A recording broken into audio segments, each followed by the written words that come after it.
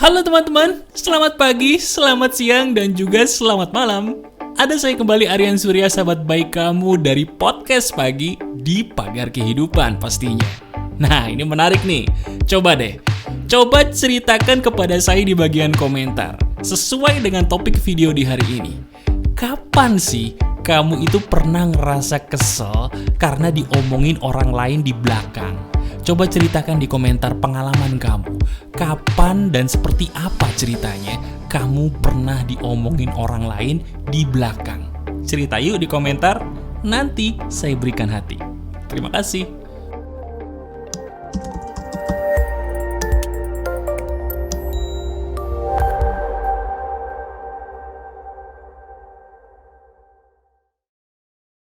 Halo teman-teman, apa kabar? Ada saya kembali Aryan Surya, sahabat baik kamu dari Pagar Kehidupan di podcast pagi. Nah, topik kita hari ini menarik nih. Menariknya kenapa, Mas? Karena bisa jadi ya, apa yang saya akan berikan kepada kamu kali ini benar-benar yang, manusia banget deh. Coba sekarang kita tanya diri kita sendiri. Pernah nggak sih kita ngerasa jenuh atau capek menghadapi orang-orang yang punya hobi nyinyir atau julid di sekitar kita? Wah, ini menarik nih ya. Kalau kita lihat diri kita sendiri, kayaknya selalu pasti ada ya. Entah kenapa orang-orang yang julid atau nyinyir dengan hal yang kita lakuin. Ya nggak? Padahal apa yang kita lakukan itu kayaknya bukan urusan mereka banget deh. Tapi kenapa ya, kok mereka itu sepertinya selalu ada aja dalam hidup kita?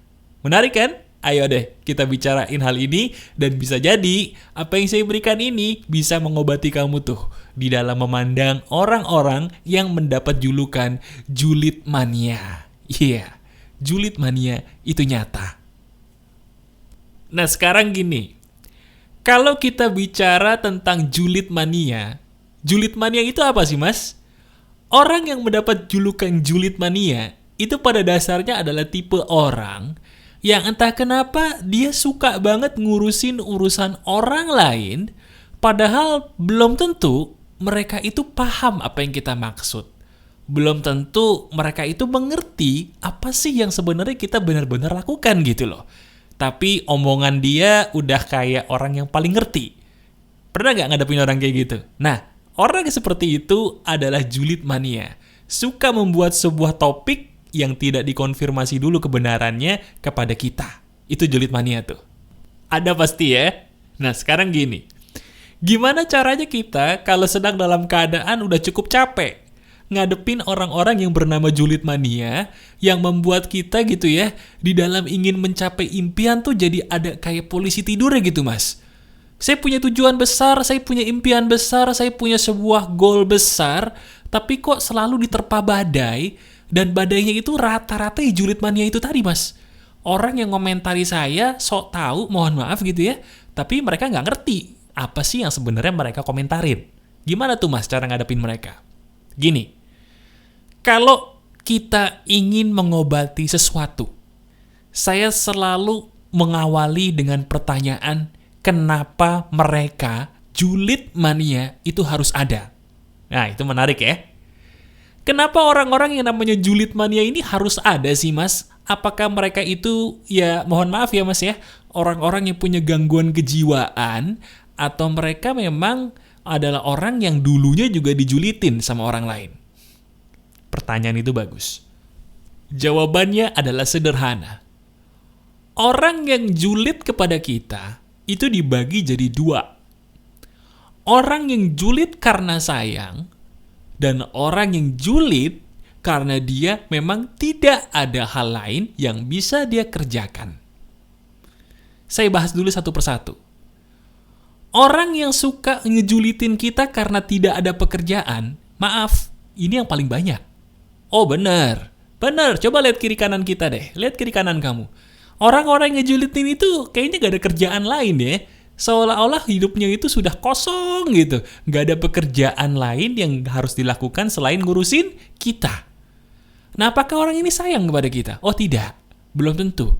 Lantas kenapa dia segitu kosong waktunya sampai banyak waktu gitu mas untuk ngurusin kita terus dengan ngejulitin kita ngomongin yang jelek-jelek tuh kenapa mas? Nah ini lucu nih. Gini ya. Sebenarnya dia itu bukan waktunya kosong, tidak. Tapi dia ngurusin kita terus itu karena dia dalam hati yang terdalam pengen menjadi kita. Saya ulangi. Orang yang ngejulitin kita seolah-olah waktunya itu kosong gitu ya, nggak ada kerjaan lain selain ngejulitin kita terus. Itu dalam hatinya sebenarnya dia pengen jadi kita, cuman nggak berani ngaku. Bahasa gaulnya dia iri bos sama hidupmu. Bener, dia iri sama kamu, makanya dia ngejulitin terus. Jelas ya? Nah sekarang kalau gitu pertanyaan berikutnya gimana dong mas? Cara saya menghadapin orang-orang kayak mereka ini. Karena kan saya punya tujuan besar. Nggak enak juga mas kalau saya lagi berusaha meniti karir, mencapai goal, terus ada orang-orang kayak mereka gitu kan menghadang. Cara menghadapinya gimana? Gini, orang-orang yang julid tipe 2 tadi, yang bener-bener maaf ya, sebenarnya mereka pengen menjadi kita, itu sebenarnya harusnya kita iba sama mereka, bukan malah benci. Saya ulangi, harusnya kamu itu iba sama dia, bukan malah kesel, bukan malah benci. Ibanya kenapa? Lah kasihan.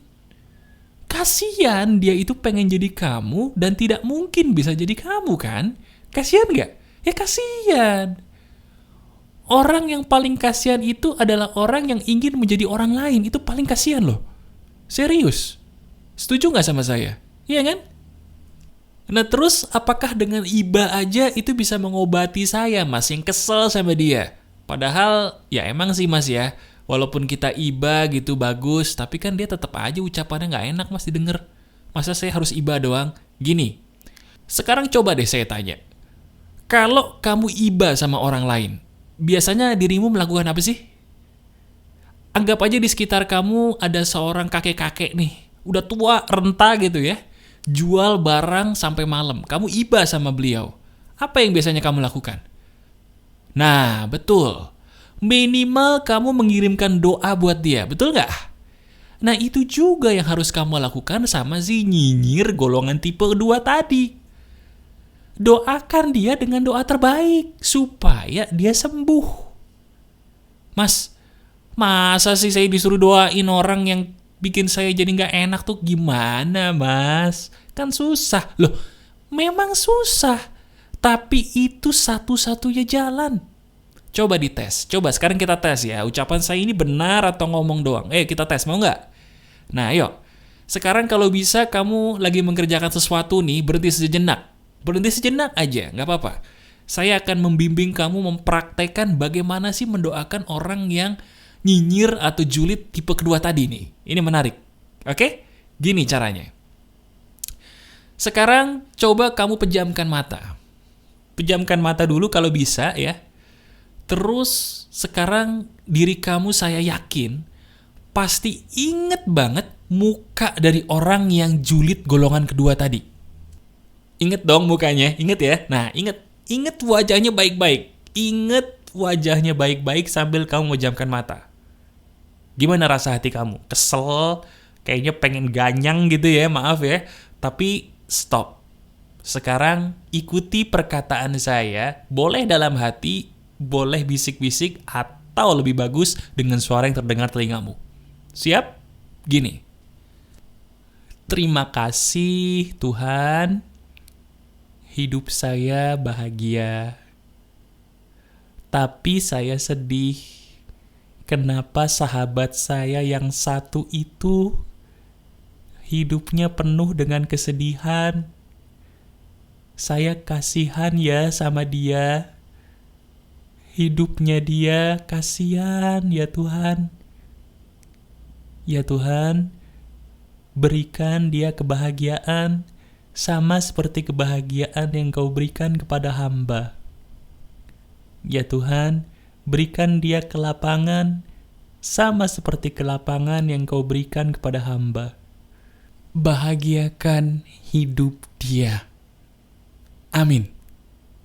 Sekarang buka matanya. Gimana rasanya? Lebih lega kan? Nah ini yang harusnya diri kamu lakukan kepada dia. Bukannya malah kesel, iba, kasihan dia. Nah, setelah kamu mendoakan dia, pakai kacamata kuda. Gini saya jelasin. Mas, kan dari tadi yang Mas bilang ini adalah orang julid golongan kedua. Di mana orang itu julid ngomongin kita bukan karena sayang Mas, tapi karena dia maaf ya, sebenarnya ngiri sama kita. Betul. Bagaimana cara ngadepin golongan julid yang pertama? Orang-orang yang julid kepada kita tapi sayang sama kita. Itu maksudnya apa Mas? Gini, orang yang julid atau nyinyir sama kita, yang golongan pertama, itu biasanya adalah orang yang sayang kepada kita. Tapi saking sayangnya mereka kepada kita, seolah-olah mereka bertindak seperti hakim dalam hidup kita. Saya ulangi, orang yang termasuk julid mania golongan pertama, itu adalah orang yang sayang sebenarnya sama kita. Sayang banget. Tapi justru karena saking sayangnya sama kita, perilaku mereka sayangnya terkesan seperti hakim dalam hidup kita. Biasanya orang-orang yang termasuk golongan ini adalah orang-orang yang dekat dengan kita. Bisa orang tua, bisa kakak, adik, atau bahkan suami atau istri, atau bisa juga seorang pacar yang terlalu banyak perhitungan dengan apa yang kita mau lakukan. Nah, orang ini termasuk golongan 1. Paham ya? Nah, sekarang pertanyaan berikutnya adalah, kenapa sih Mas, kok mereka bisa segitu sayangnya sama kita sampai, maaf ya, ujung-ujungnya jadi hakim buat hidup kita gitu loh. Saya punya tujuan hidup A, gak boleh. Saya pengen pilih B, gak boleh. Saya pengen melakukan C, gak boleh. Terus saya jadinya gimana Mas? Terpenjara gitu loh Mas dalam hidup saya sendiri. Kenapa mereka harus begitu? Gini, untuk bisa menghadapi orang yang julid mania golongan pertama ini, diri kamu cuma bisa melakukan 2 hal. Pilih salah satu. Ya, pilih salah satu. Yang pertama, jika orang ini bukan berasal dari keluarga, misalnya pacar gitu ya, atau teman yang sudah terlalu dekat gitu ya, orang-orang yang bukan termasuk anggota keluarga, tapi dia menjadi hakim dalam hidup kamu, apapun alasannya, itu salah. Saya ulangi ya. Orang di luar keluarga yang berusaha menjadi hakim dalam hidup kamu, apapun alasannya, itu salah. Kalau menurut dia, apa yang dia pikirkan itu baik terhadap kamu, harusnya, logikanya, diri kamu tidak merana dong. Masuk akal gak? Nah, kalau sampai dirimu merana, berarti apa yang baik menurut dia, itu belum tentu baik sebenarnya menurut kamu. Masuk akal di sini? Logis? Bagus. Jadi kalau dia bukan anggota keluarga, pikir 2-3 kali untuk dekat dengan dia. Siapapun orang itu. Jelas? Nah, bagaimana kalau untuk orang yang udah keluarga nih Mas? Orang tua, suami, atau istri gitu kan nggak mungkin kita bisa menjauhi. Bagus. Tidak boleh dan tidak usah kita menjauhi mereka. Yang harus kita lakukan adalah cuman 2. Yang pertama, berusaha pakai kacamata kuda. Yang kedua, kalau bisa, hiduplah mandiri. Ingat ya, kalau hidup mandiri itu bukan berarti meninggalkan mereka. Bukan. Tapi kamu memilih sebuah tempat, bahasa gampangnya ngekos atau ngontrak gitu ya, di tempat yang murah aja, nggak usah mahal-mahal, tapi di situ kamu bisa full, total berkreasi seperti apa yang kamu mau. Gunakan kacamata kuda, artinya kamu tidak perlu hiraukan perkataan mereka, ucapan mereka, cukup anggukkan kepala saja dan pergi dari mereka dalam wujud hijrah. Bukan meninggalkan mereka, tapi kamu ngekos atau ngontrak demi masa depanmu sendiri. Ingat ya, bukan meninggalkan mereka, tapi ngekos atau ngontrak demi masa depanmu sendiri. Itu yang benar. Mas, kalau misalnya saya nggak boleh gimana Mas? Sekarang tanyakan dirimu sendiri. Inilah cobaan dalam hidup. Kalau kita ingin mencapai sebuah tujuan besar dalam hidup, harus ada cobaannya. Betul? Dan cobaan paling besar dalam hidup adalah biasanya berasal dari anggota keluarga. Benar apa benar? Nah itu dia. Kalau sama mereka nggak boleh, kamu tanyakan dirimu sendiri, apakah saya rela membiarkan masa depan saya menjadi terhimpit dengan larangan-larangan yang sebenarnya kamu tahu itu belum tentu benar. Nah, nanti ketika kamu sudah berhijrah, kamu sudah fokus menjadi dirimu sendiri, ambil keputusan yang hati kamu katakan.